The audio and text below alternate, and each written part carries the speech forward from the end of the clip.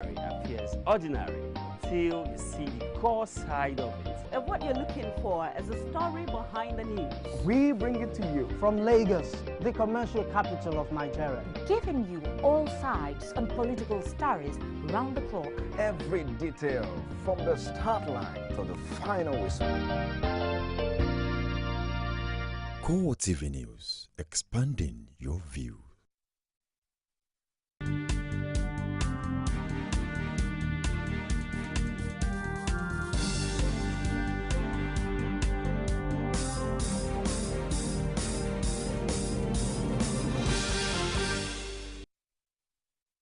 Hello there and welcome to CoreTV News at 4 with me, Sabena Izuku.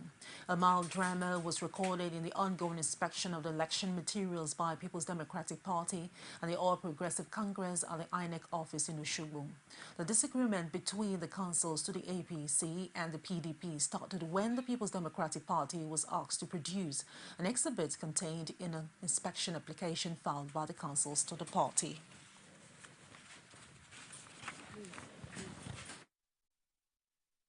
And they said they want to inspect exhibit A. Go and bring exhibit A for Oboku in your roster.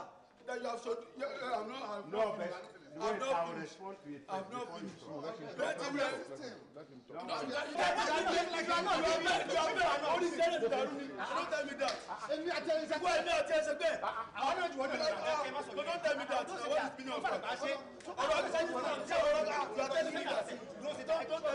A lawyer that knows his onion will list.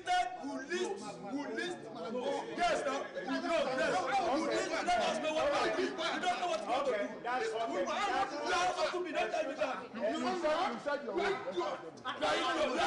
You are idiot also. You are idiot. You are stupid. It doesn't mean. You are also stupid. You are stupid. We are not arguing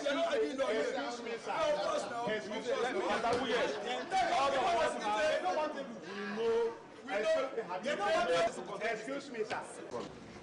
We have our facts. We are focused. Ours is to ensure absolute transparency. I will follow it strictly. So we ask for your cooperation at your time, please. And let us do the right thing. Both parties, please, you know the right thing. Please adhere strictly to the right thing. I will guarantee transparency.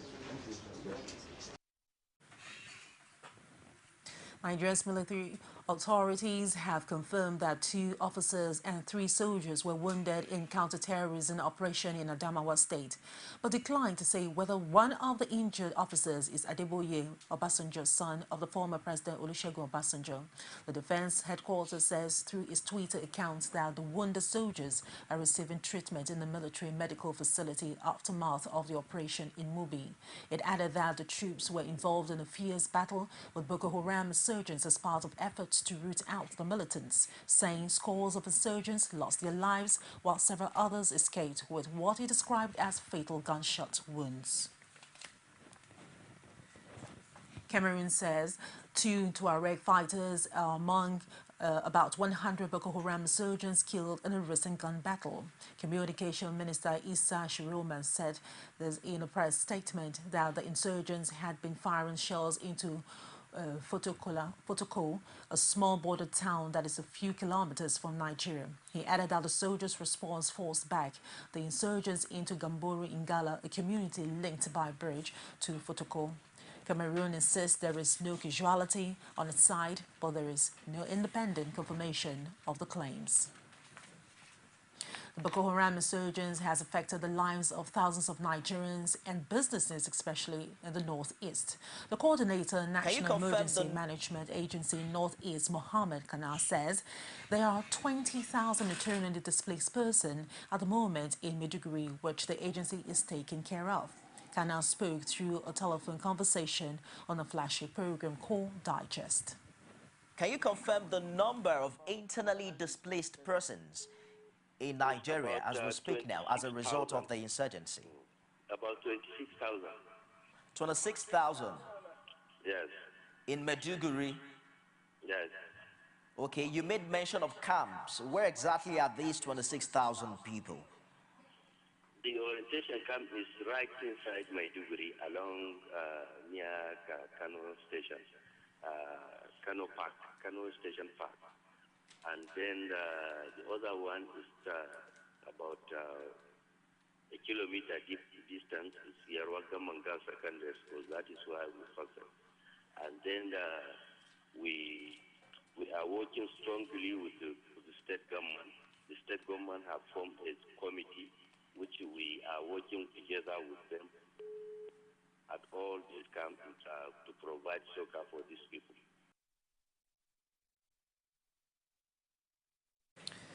The public affairs analyst Victor Kai appreciated the agency but insisted that securing the territories by the Nigerian military will help the internally displaced person return to normal life. That is under the care of NEMA right now. If you say, okay, these are you forget the arms and you take care of them, obviously in the shortest possible time, these people will have no way, they will be attacked as well. So I think it's important to secure, you know, these territories. Okay. Is very, very important. The issue of the internally displaced persons right now, especially those now that have nowhere to go to, is a much more recent development. It's been ongoing, don't get me wrong, but it's not as serious as now that they have come out, the insurgents have come out of the forest and are now beginning to overrun towns and cities. Political elites to stop playing politics with the lives of Nigerians. You see, it is important for us to realize that every single life is important. The Chibok girls we are politicking with, the innocent lives, nobody is talking about them.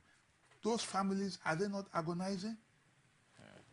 I would be happier if the people who are talking about Chibok will organize and say, let them go and sympathize with the families of those who have lost their people. Are don't those lives count for anything? But we'll rather play politics, you know, and be seen on national television. I can assure you that if there was no press, media coverage, the people who are doing this, they would not do it. It's not that it's not important, okay? But let's stop politicking and let every life begin to count.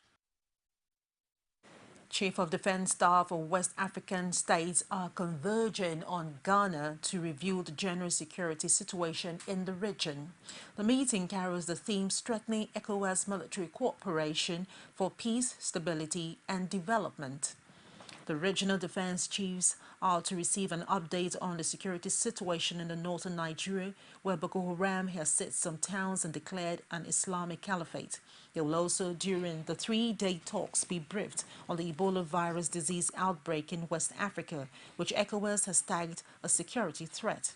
In addition, the meeting will also consider the status report on the ECOWAS standby force, as well as receive updates on the new Peace Support Operation Division. Police authorities have deployed newly appointed police commissioners to command positions in 21 states. This, according to the police spokesman Emmanuel Ojukwu, is based on recommendation of the Police Service Commission. As a subsequent approval, Kayode Aderonti is now the new commissioner of police in Lagos, while acting commissioner Wilson Inalego is in charge of the Federal Capital Territory. One-time police spokesman Olushola Amore takes charge in Niger State. Usman Yakubu is posted to Nasarawa State, and Clement Aduda in Borno State, among others. Few hours after naming new Command Police Commissioner, Acting Inspector General of Police Suleiman Abba has redeployed 32 others to various formations. A statement released by the police spokesman Emmanuel Ojukwu says Tunde Shobulu remains in Lagos as the new commandant of the police college in Ikeja, while one-time Deputy Force PRO is now the commissioner in charge of the administration at the Force CID. Nigeria has recorded a new Ebola case to bring the number to confirmed cases in the country to 19. Health Minister Onyebuchi Chukwu disclosed this at a press briefing in Abuja. He revealed that the new case is the fiance of one of the primary contacts of the Indes case, but added that he has recovered. As of this morning, the total number of confirmed cases of Ebola virus disease in Nigeria is 19. 15 in Lagos, 4 in Port Harcourt. The 19 cases which have been actually in existence but not confirmed earlier is the fears of one of the primary contacts of Mr. Sawyers, who died of the disease. The test results were equivocal, but further tests have now established that indeed he suffered from the disease. He had only mild symptoms, and he has since recovered from the illness. He was quarantined, but because of the initial equivocal test result, he was not placed on active treatment. The total number of deaths from Ebola virus disease in Nigeria stands at 7. 5 of these died in Lagos. One, as you know, the index case, Mr. Patrick Sawyer, in a private hospital, while the other 4 died in the isolation ward in Lagos State. Still on Ebola matters, the Nigerian government wants the international community to stop singling out its citizens for screening on suspicion of the Ebola virus disease. This, according to the Health Minister Onyebuchi Chukwu, is because the country has the disease under control. He made the appeal at a press conference in Abuja, where he also insisted that Nigeria has learned from its experience with the disease. The report. Days after Ebola virus disease was imported into Nigeria, and the authorities appear to have its spread in check. But the stigma attached to the disease now threatens the milestone already recorded. Recently, there have been reports of profiling and quarantine of Nigerians in several countries on account of their origin. The Nigerian authorities say such an approach is uncalled for. We're in control. We have contained the situation. Ebola is not on the street in Nigeria anywhere. So we're again appealing to countries and individuals not to profile or stigmatize anyone on account of Ebola virus disease. In particular, we have observed that some countries have continued to selectively quarantine Nigerian travelers without any health or scientific basis.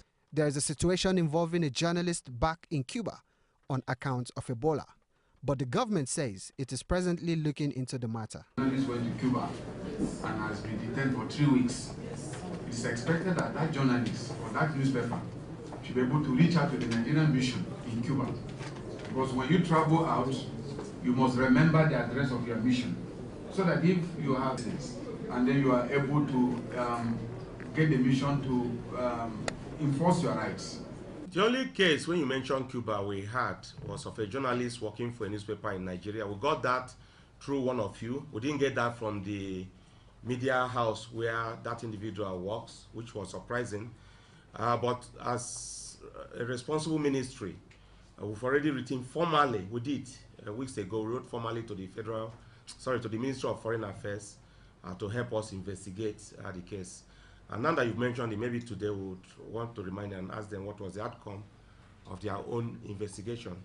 And in spite of Nigeria's widely acknowledged success in handling Ebola, the authorities still want the citizenry to remain aware of the threat posed by the disease and adhere strictly to World Health Organization protocols.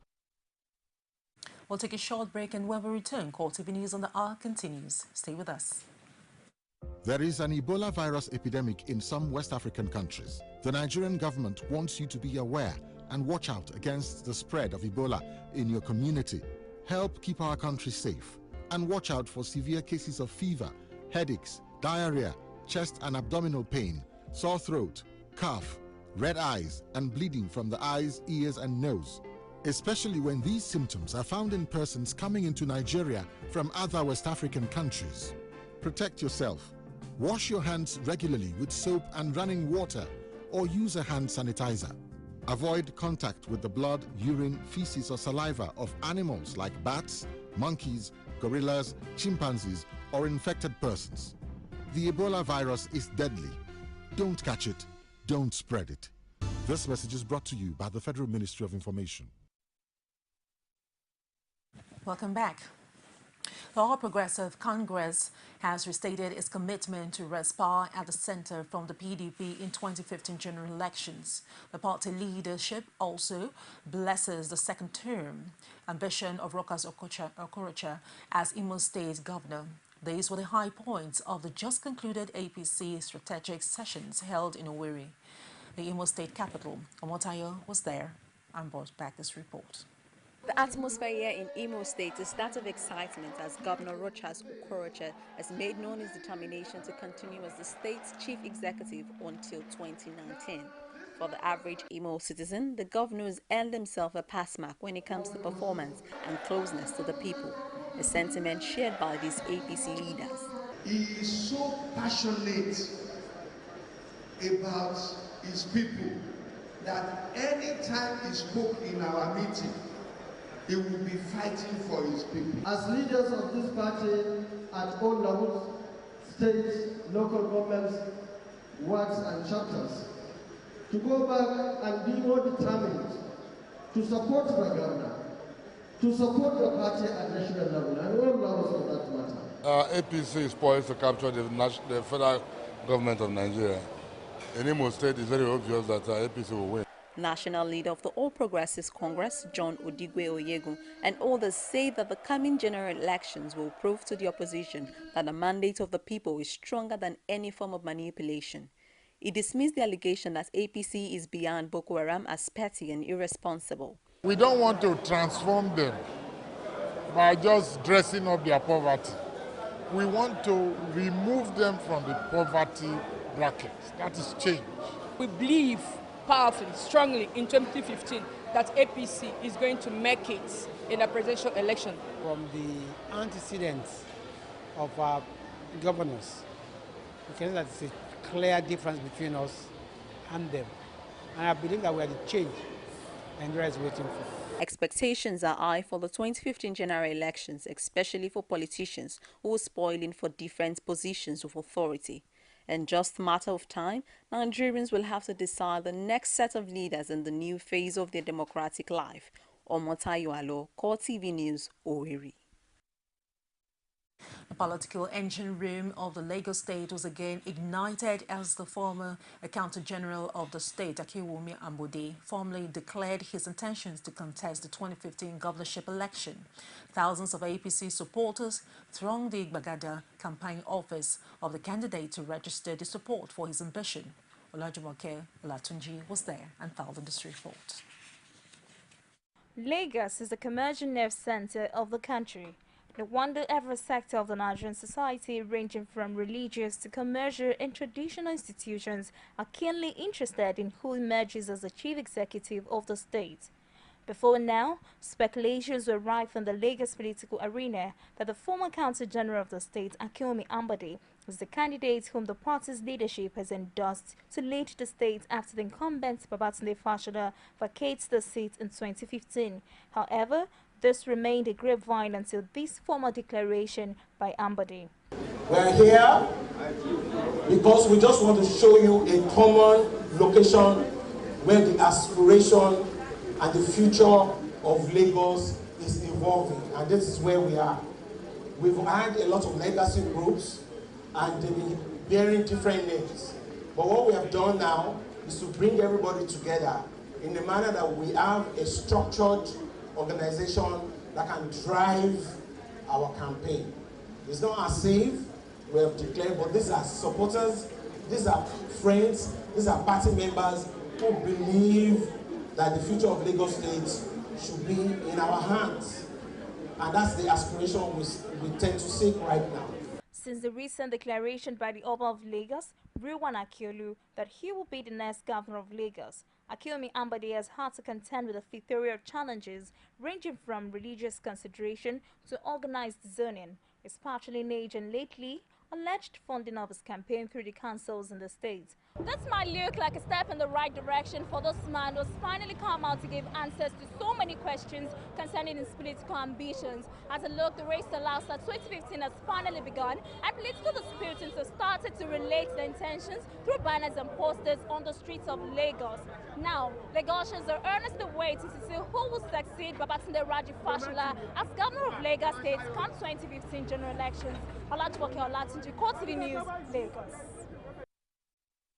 The National Bureau of Statistics has dismissed recent figures in the public domain on the rate of unemployment in Nigeria. The Statistician General Yemi Kale says at a forum in Abuja that the Bureau has not published any document on the rate of unemployment in the country since 2011. He added that the NBS is working on new ways through which accurate data could be generated and presented to the public. In Nigeria, between 1.2 million to 2.2 million people enter the labor force every year, an average of about 1.6 million. And it's important that we generate sufficient full-time employment for them. At this juncture, let me clarify, as the apex statistical body in the country, some misconceptions about the labor force and about unemployment in Nigeria. The labor force is only those within a particular age group in Nigeria, 15 to 65, willing and able to work. And unemployment is a proportion or number of people in that labor force that cannot find work, and not the entire population. This means if you are a student or voluntary housewife, or choose not to work for whatever reason, or are unable to work, or are younger than 15, or are older than 65, you are not in the labor force, and consequently you cannot be unemployed. So every time I see certain percentages being used against the entire population of 170 plus million, that is incorrect.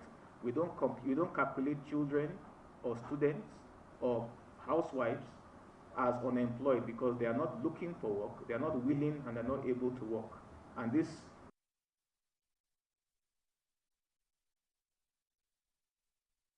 We'll take a short break, and when we return, we'll take you outside Nigeria. Stay with us. Glad to have you join us on another edition of The Political Arena, the most detailed and incisive political show.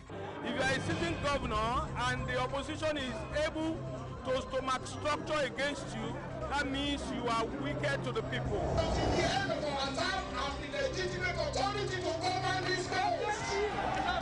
They gave me 20 minutes to move or they will shoot me. He has no chance for survival. If he likes himself, this is the best time to get out before he perishes. The PDP as a ruling party has failed. So anybody who thinks that government will fold his hands and allow miscreants to take over the streets of our own state and cause havoc is deceiving himself. The good, bad, ugly, and beautiful sides of the Nigerian political system. Join me every Sunday at 9:15 p.m. on CoreTV News. Welcome back. Bewildered families nursing children clutching onto the meager belongings packed into makeshift relief centers after fleeing flood in India and Pakistan that have now claimed more than 400 lives. The army is airlifting boats to the worst-hit areas of Indian Kashmir, where whole villages have been submerged and hundreds of thousands are stranded in the region's worst flooding for half a century. In neighboring Pakistan, the number of dead stood at 206, with most killed in Punjab province, officials say. Thousands of troops, police and other emergency personnel have been deployed in both countries to deliver drinking water, blankets and other relief supplies using helicopters and boats. India rescue efforts were focused on flooded South Kashmir and Himalayan region's main city of Srinagar, with some 400,000 people still stranded. At Srinagar outskirts, some 400 people sat on the floor in small groups, taking stocks of their lives after flood waters submerged their homes. The United Nations says surging levels of carbon dioxide sent greenhouse gases into the atmosphere to a new record in 2013, while oceans, which absorb the emission, have become more acidic than ever. The report came ahead of a September 23rd summit aimed at forging a historic climate deal that will take effect in 2020. The UN is seeking to limit global warming to 2 degrees Celsius over the pre-industrial revolution levels, but scientists say current emission trend could hike temperatures to more than twice that level by the end of the century. CO2. The rate of increase is the largest over the last 30 years at least. So this is not good news because it's not only business as usual, but the concentration increase. And that's it on the news on the hour. Please do join me at the top of the hour for more. I am Sabina Izuku, and thank you very much indeed for watching.